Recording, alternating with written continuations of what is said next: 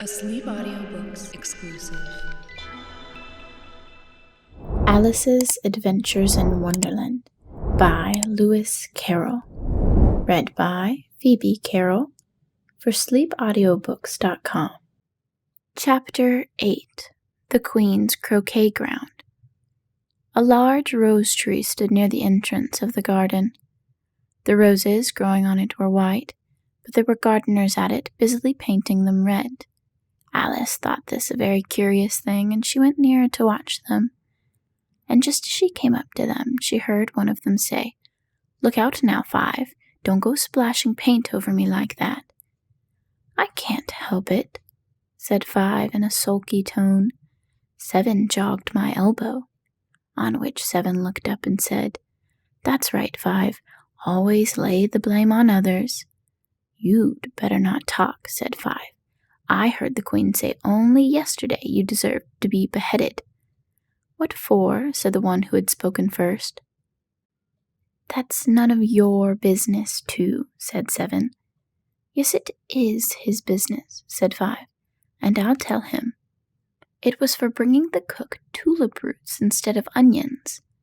Seven flung down his brush and had just begun, well, of all the unjust things, when his eye chanced to fall upon Alice as she stood watching them, and he checked himself suddenly. The others looked around also, and all of them bowed low. "Would you tell me," said Alice a little timidly, "why are you painting those roses?" Five and Seven said nothing, but looked it too. Two began in a low voice. "Why, the fact is, you see, miss, this here ought to have been a red rose tree, and we put in a white one by mistake, and if the Queen was to find it out, we should all have our heads cut off, you know. So you see, miss, we're doing our best afore she comes to." At this moment, Five, who had been anxiously looking across the garden, calls out, "The Queen! The Queen!" And the three gardeners instantly threw themselves flat upon their faces. There was a sound of many footsteps, and Alice looked round, eager to see the Queen. First came 10 soldiers carrying clubs. These were all shaped like the three gardeners, oblong and flat, with their hands and feet at the corners. Next, the 10 couriers. These were ornamented all over with diamonds and walked 2 and 2 as the soldiers did. After these came the royal children. There were 10 of them, and the little dears came jumping merrily along hand in hand in couples. They were all ornamented with hearts. Next came the guests, mostly kings and queens, and among them Alice recognized the White Rabbit. It was talking in a hurried, nervous manner, smiling at everything that was said, and went on without noticing her. Then, following the Knave of Hearts, carrying the king's crown on a crimson velvet cushion, and last of all this grand procession came the King and Queen of Hearts. Alice was rather doubtful whether she ought not to lie down on her face like the three gardeners, but she could not remember ever having heard of such a rule at processions, and besides, what would be the use of a procession, thought she, if people had to lie down upon their faces so that they couldn't see? So she stood still where she was and waited. When the procession came opposite to Alice, they all stopped and looked at her, and the Queen said severely, "Who is this?" She said it to the Knave of Hearts, who only bowed and smiled in reply. "Idiot," said the Queen, tossing her head impatiently, and turning to Alice, she went on, "What's your name, child?" "My name is Alice, so please your Majesty," said Alice very politely, but she added to herself, "Why, they're only a pack of cards after all. I needn't be afraid of them." "And who are these?" said the Queen, pointing to the 3 gardeners who were lying round the rose tree. For, you see, as they were lying down on their faces, and the patterns on their back were the same as the rest of the pack, she could not tell whether they were gardeners or soldiers or couriers, or 3 of her own children. "How should I know?" said Alice, surprised at her own courage. "It's no business of mine." The Queen turned crimson with fury, and after glaring at her for a moment like a wild beast, screamed, "Off with her head! Off!" "Nonsense," said Alice, very loudly and decidedly, and the Queen was silent. The King laid his hand upon her arm and timidly said, "Consider, my dear, she's only a child." The Queen turned angrily away from him and said to the knave, "Turn them over." The knave did so very carefully with one foot. "Get up," said the Queen in a shrill, loud voice, and the 3 gardeners instantly jumped up and began bowing to the King, the Queen, the royal children, and everybody else. "Leave off that," screamed the Queen. "You make me giddy."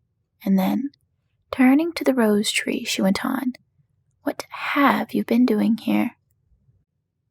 "May it please your Majesty," said Two in a very humble tone, going down on one knee as he spoke. "We were trying—" "I see," said the Queen, who had meanwhile been examining the roses.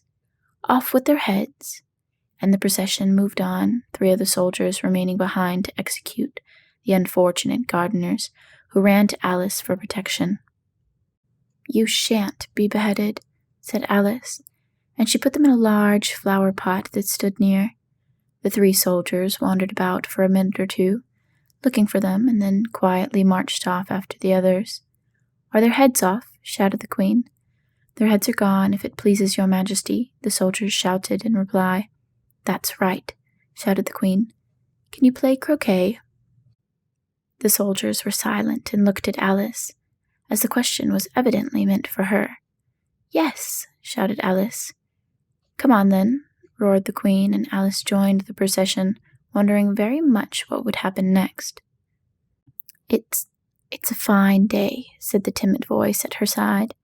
She was walking by the White Rabbit, who was peeping anxiously into her face. "Very," said Alice. "Where's the Duchess?" "Hush, hush," said the Rabbit in a low, hurried tone. He looked anxiously over his shoulder as he spoke, and then raised himself upon a tiptoe, put his mouth close to her ear, and whispered, "She's under sentence for execution." "What for?" said Alice. "Did you say what a pity?" the Rabbit asked. "No, I didn't," said Alice. "I don't think it's at all a pity. I said what for." "She boxed the Queen's ears," the Rabbit began. Alice gave a scream of laughter. "Oh, hush!" the Rabbit whispered in a frightened tone. "The Queen will hear you. You see, she came rather late, and the Queen said—" "Get to your places," shouted the Queen in a voice of thunder, and people began running about in all directions, tumbling up against each other. However, they got settled down in a minute or 2, and the game began. Alice thought she had never seen such a curious croquet ground in her life. It was all ridges and furrows.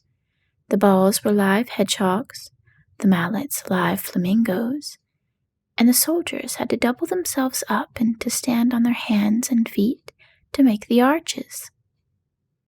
The chief difficulty Alice found at first was in managing her flamingo.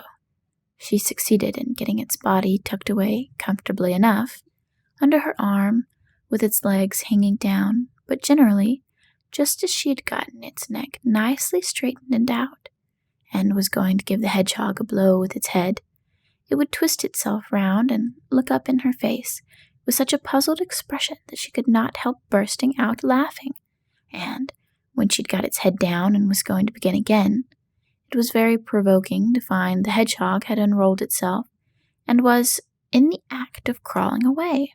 Besides all of this, there was generally a ridge or furrow in the way whenever she wanted to send the hedgehog to, and as the doubled-up soldiers were always getting up and walking off to other parts of the ground, Alice soon came to the conclusion that this was a very difficult game indeed. The players all played at once without waiting for turns, quarreling all the while, and fighting for the hedgehogs, and in a very short time the Queen was in a furious passion, and went stamping about and shouting, "Off with his head," or "Off with her head," about once in a minute. Alice began to feel very uneasy. To be sure, she had not as yet had any dispute with the Queen, but she knew that it might happen any minute. And then, thought Alice, what would become of me? They're dreadfully fond of beheading people here. The great wonder is that there's anyone left alive. She was looking about for some way of escape and wondering whether she could get away without being seen, when she noticed a curious appearance in the air. It puzzled her very much at first, but after watching it a minute or two, she made it out to be a grin, and she said to herself, "It's the Cheshire Cat. Now I shall have somebody to talk to." "How are you getting on?" said the cat, as soon as there was a mouth enough for it to speak with. Alice waited till the eyes appeared and then nodded. "It's no use speaking to it," she thought, "till its ears have come, or at least one of them." In another minute the whole head appeared, and then Alice put down her flamingo and began an account of the game, feeling very glad she had someone to listen to her. The cat seemed to think that there was enough of it now in sight, and no more of it appeared. "I don't think they play it all fairly," Alice began in a rather complaining tone. "And they all quarrel so dreadfully one can't hear oneself speak. And they don't seem to have any rules in particular. At least, if there are, nobody attends to them, and you've no idea how confusing it is, all the things being alive. For instance, there's the arch I've got to go through next walking about at the other end of the ground, and I should have croqueted the Queen's hedgehog just now, only it ran away when it saw mine coming." "How do you like the Queen?" said the cat in a low voice. "Not at all," said Alice. "She's so extremely—" Just then she noticed that the Queen was close behind her, listening, so she went on, "Likely to win, that it's hardly worthwhile finishing the game." The Queen smiled and passed on. "Who are you talking to?" said the King, going up to Alice and looking at the cat's head with great curiosity. "It's a friend of mine, a Cheshire Cat," said Alice. "Allow me to introduce it." "I don't like the look of it at all," said the King. "However, it may kiss my hand if it likes." "I'd rather not," the cat remarked. "Don't be impertinent," said the King, "and don't look at me like that." He got behind Alice as he spoke. "A cat may look at a king," said Alice. "I've read that in some book, but I don't remember where." "Well, it must be removed," said the King very decidedly, and he called the Queen, who was passing at the moment. "My dear, I wish you would have this cat removed." The Queen had only one way of settling all difficulties, great or small. "Off with his head," she said, without even looking round. "I'll fetch the executioner myself," said the King eagerly, and he hurried off. Alice thought she might as well go back and see how the game was going on, as she heard the Queen's voice in the distance screaming with passion. She had already heard her sentence 3 of the players to be executed for having missed their turns, and she did not like the look of things at all, as the game was in such confusion that she never knew whether it was her turn or not, so she went in search of her hedgehog. The hedgehog was engaged in fight with another hedgehog, which seemed to Alice an excellent opportunity for croqueting one of them with the other. The only difficulty was that her flamingo was gone across the other side of the garden, where Alice could see it trying in a helpless sort of way to fly up into a tree. By the time she had caught the flamingo and brought it back, the fight was over and both hedgehogs were out of sight. But it doesn't matter much, thought Alice, as all the arches are gone from this side of the ground. So she tucked it away under her arm, that it might not escape again, and went back for a little more conversation with her friend. When she got back to the Cheshire Cat, she was surprised to find quite a large crowd collected round it. There was a dispute going on between the executioner, the King, and the Queen, who were all talking at once, while all the rest were quite silent and looking very uncomfortable. The moment Alice appeared, she was appealed to by all three to settle the question, and they repeated their arguments to her, though they all spoke at once. She found it very hard indeed to make out exactly what they said.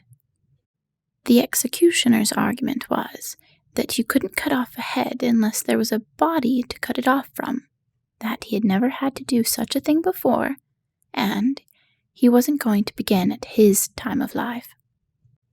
The king's argument was that anything that had a head could be beheaded, and that you weren't to talk nonsense.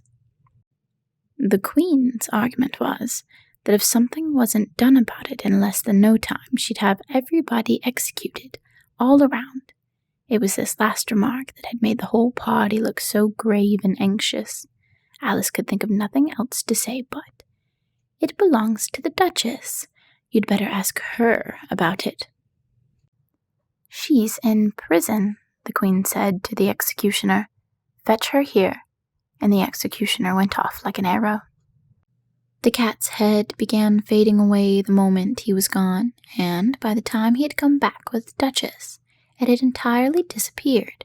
So the king and the executioner ran wildly up and down looking for it, while the rest of the party went back to the game. End of Chapter 8.